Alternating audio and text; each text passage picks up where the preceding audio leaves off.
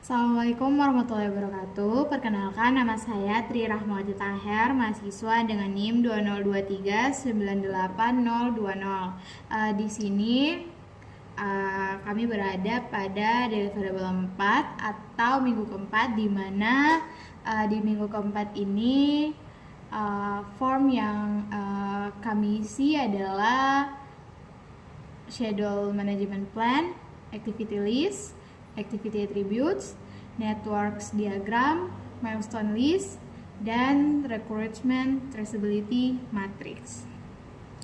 Jadi yang pertama dimulai dengan schedule management plan.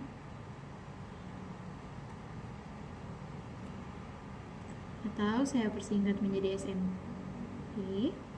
Di mana schedule management plan ini merupakan hal utama yang menjelaskan bagaimana jadwal proyek akan disusun, dikembangkan, dan dikendalikan. Nah, selain sebagai aturan, jadi disusun, dikembangkan, dan dikendalikan tadi saya artikan lebih singkat menjadi aturan. Nah, jadi di mana dalam schedule management plan ini yang berisi mengenai aturan, form ini juga menjadi dasar bagi seluruh form lainnya. Semua proses penyusunan, contohnya seperti activity list, penentuan durasi pada activity attributes, hingga pengembangan network diagram harus mengikuti metode dan ketentuan yang ditetapkan di dalam schedule management plan.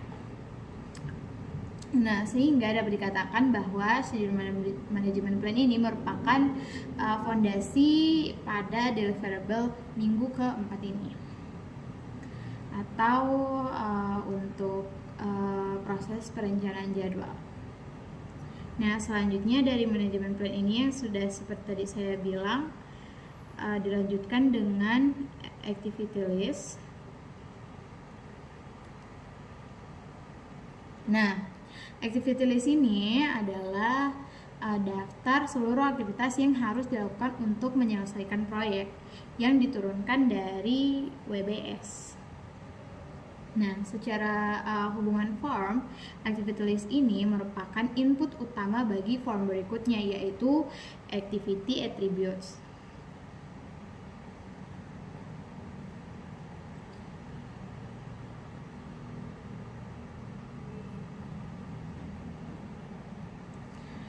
Dan juga untuk network diagram.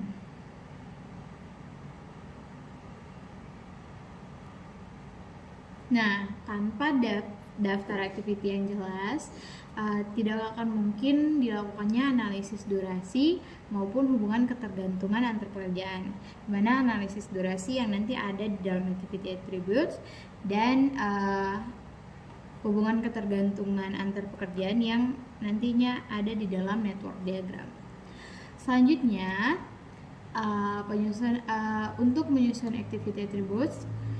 Activity attributes ini sendiri berisi mengenai detail tambahan dari setiap aktivitas yang tadi ada di activity list. Nah, isinya seperti durasi, kebutuhan sumber daya, hubungan ketergantungan, serta constraint yang ada di lapangan.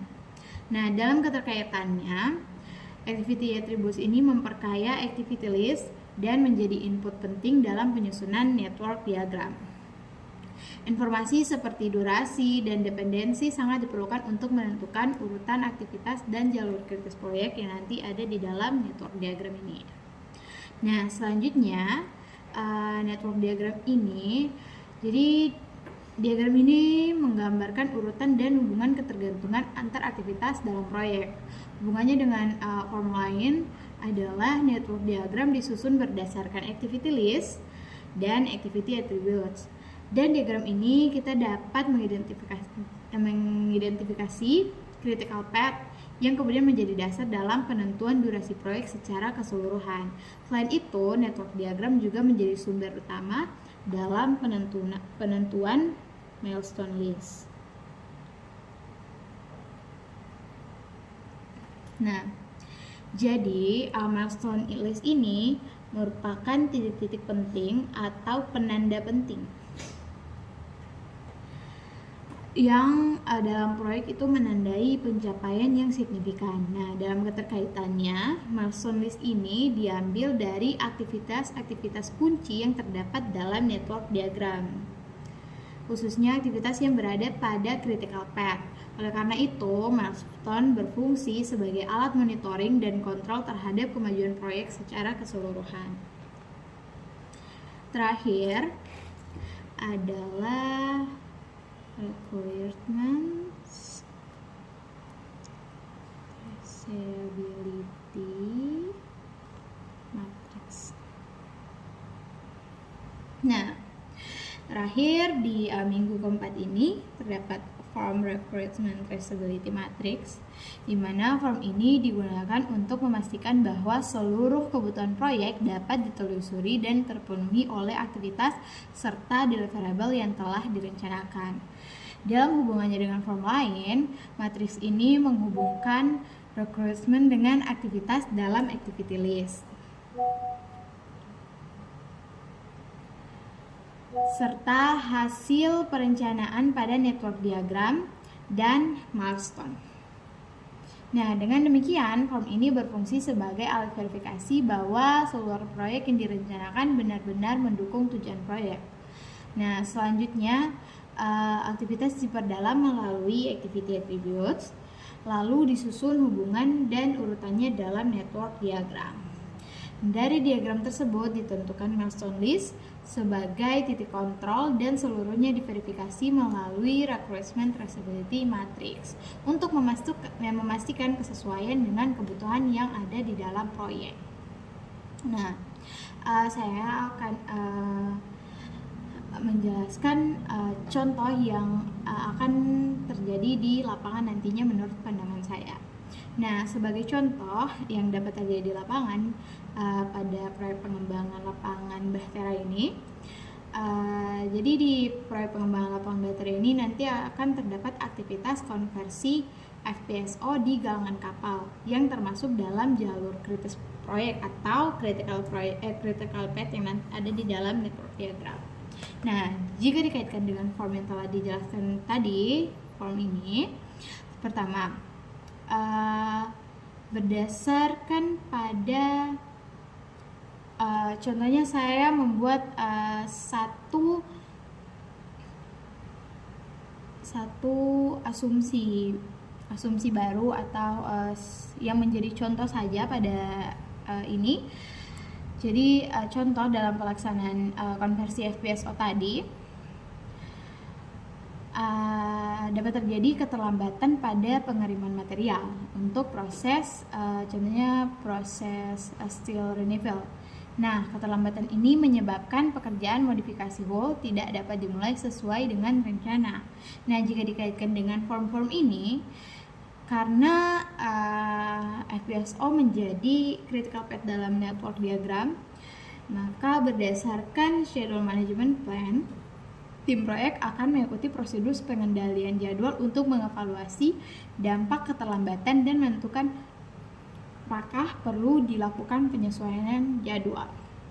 Selanjutnya, pada activity list, aktivitas yang terdampak dapat diidentifikasikan secara jelas, yaitu pekerjaan steel renewal dan hull modification pada FPSO tadi.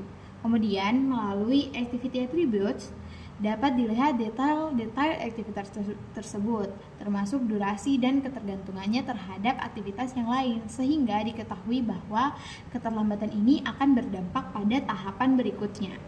Dari sisi network diagram, karena aktivitas konversi FPSO berada pada critical path, maka keterlambatan ini akan langsung mempengaruhi keseluruhan durasi proyek, termasuk mundurnya target first oil.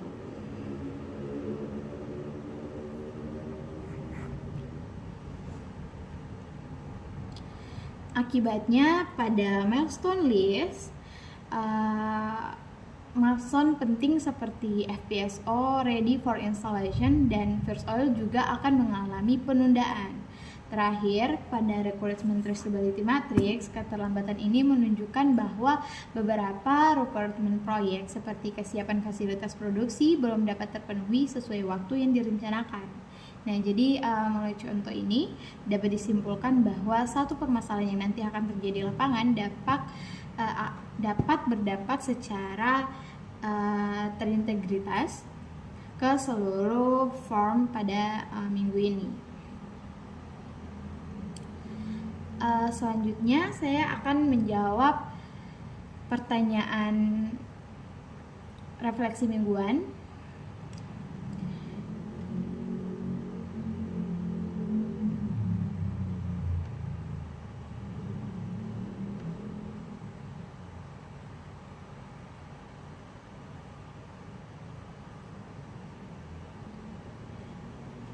Selanjutnya saya akan menjawab pertanyaan refleksi mingguan yang bunyi pertanyaannya yaitu jelaskan satu hubungan ketergantungan antara aktivitas di network diagram Anda. Aktivitas apa yang harus mendahului aktivitas lain dan mengapa secara proses di lapangan hal ini harus demikian. Jadi untuk menjawab pertanyaan ini saya akan menggunakan isi dari network diagram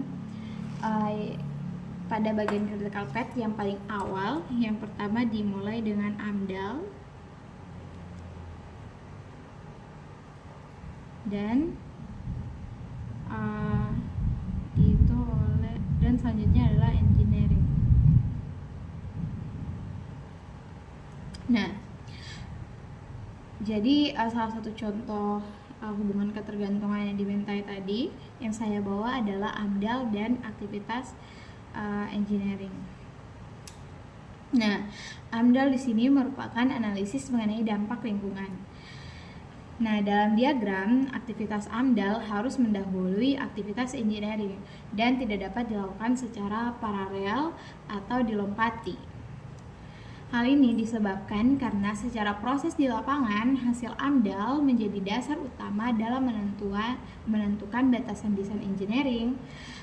Sebagai contoh, AMDAL akan memberikan informasi terkait kondisi lingkungan seperti karakteristik dasar laut, potensi dampak terhadap ekosistem, serta regulasi lingkungan yang harus dipatuhi.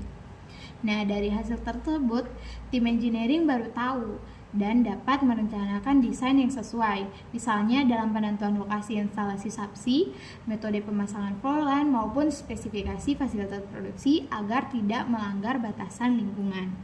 Jika engineering dilakukan tanpa menunggu hasil AMDAL, maka desain yang dihasilkan berpotensi tidak memenuhi persyaratan lingkungan, sehingga harus direvisi.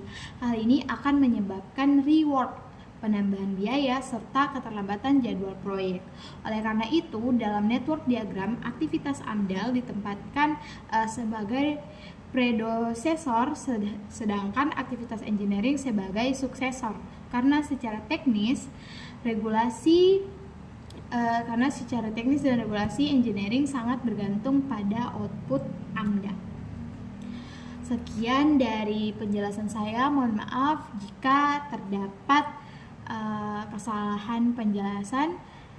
Saya mohon maaf. Wabillahi taufiq wal hidayah. Wassalamualaikum warahmatullahi wabarakatuh.